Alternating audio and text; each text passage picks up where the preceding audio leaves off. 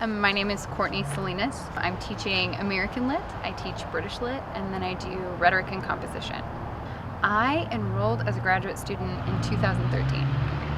I was a really boring child. I was in horseback riding when I grew up, and I was actually taking horseback lessons from a company that was really close to a rifle range, and they were practicing shooting one day, and our horse that we were riding had an episode where he tried to get away from the noise, understandably, but threw me off onto another person, and then our riding instructor, I guess to embody the adage, once you fall off, get back on, made us get back on the same horse.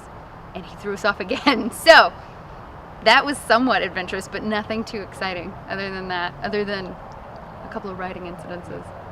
When I was in middle school, I found J.D. Salinger, or J.D. Salinger found me, and I went through his entire oeuvre. And then in high school, I got onto a really big Ayn Rand kick and was moody, and I felt like she got me. So those two were probably the biggest, the most fundamental game changers. It has been more than I could have imagined in terms of getting to have relationships with the students. I feel actually helpful and like I'm making an impact on specific people rather than just participating in scholarship, locked away in a closet somewhere doing academia. I feel really this is such a inspired in the classroom, more so than I would just writing. So I really enjoyed teaching. I do get to teach. I do have to write as part of it, and it's less exciting, much less fun to talk about.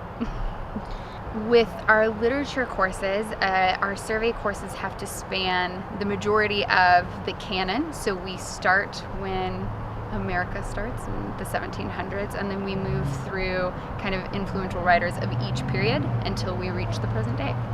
So we start with Beowulf, which is an unknown author, but it's one of our first recorded epic poems. And then we move to Chaucer, we talk about Shakespeare, and then depending on who you take, you may spend a little bit more time in Renaissance and Restoration. I like to get out of that time period and move to the 1900s as quickly as I can. So I move through Milton and Swift and everybody else pretty quickly. I spend a little bit of time in the Victorian era, and then I try to get to the 20th and 21st centuries. I find students have a more difficult time accessing the social mores of Chaucer's time period. Anything before Shakespeare is a little bit too far removed for it to be immediately resonant.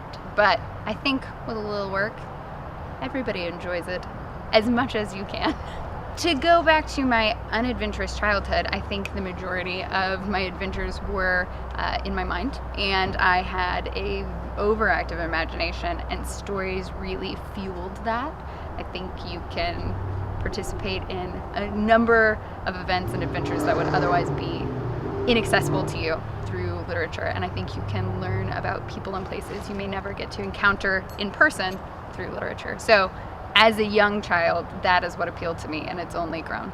I think you become a better human being. I think escape is a big part, but I also think it is it's getting to know yourself through other characters that also is really important and really draws people in, at least me, to literature, because it's both escape and unknowing yourself.